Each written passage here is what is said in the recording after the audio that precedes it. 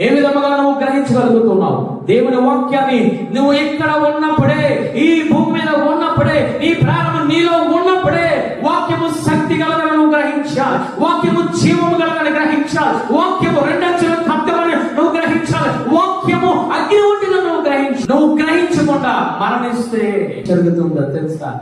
ధనవంతుడిలాగా నువ్వు యాతన పడతావు. ధనవంతుడున్నాగా నువ్వు నరకానికి వెళ్ళిపోతావు.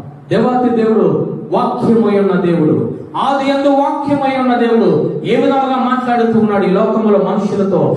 మొట్టమొదటిగా అవసరములను బట్టి ఆయన ప్రత్యక్షముగా మాట్లాడుతూ ఉన్నాడు. అవసరములను బట్టి ఆయన స్వరముతో మాట్లాడుతూ ఉన్నాడు. అవసరములను బట్టి దేవదూతలను పంపించి నీతో నాతో మాట్లాడుతున్నాడు. అవసరములను బట్టి ఈ యాజకులలో నుండి పరిశుద్ధాత్మ దేవుడు మాట్లాడుతూ ఉన్నాడు. ఈరోజు ఏ విధముగా నువ్వు అనుకుంటూ ఉన్నావు? వాక్యాన్ని ఏ విధముగా నువ్వు గ్రహిస్తూ ఉన్నావు?